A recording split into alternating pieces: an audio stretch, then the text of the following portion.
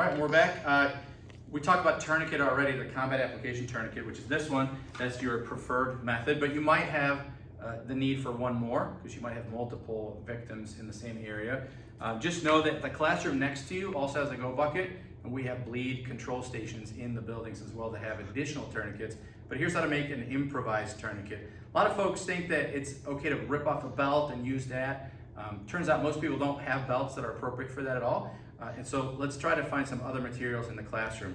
And what you have is a desk phone, right? And attached to the desk phone is a network cord. And so two things that we need for the tourniquet is something to create pressure, which is your network cord, and then something to make the windlass, which is a handset. And so in this case, all we gotta do is you double up on the cord.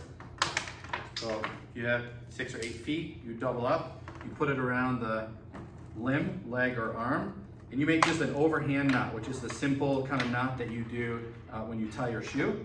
Very simple.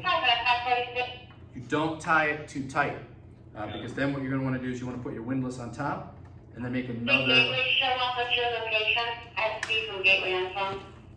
Do another overhand knot like that, and no one's going to give you any points or pointers on if the knots aren't the right way or if it's a square knot or not. But now you have the basis of being able to make an improvised tourniquet, and then off you go from there and you tighten it down. And you can see as we're tightening the network cord, that arm is starting to restrict, cutting off the blood flow. Now again, this will hurt a lot because it's not very wide because you're using network cord. The other thing that this improvised tourniquet doesn't have is a way to secure it for unwrapping. And so what you could do in that case is grab some tape, grab some other materials from your kit, and secure it, or just hold it until help arrives. So that's how you do one method of improvised tourniquets in your classroom or office space.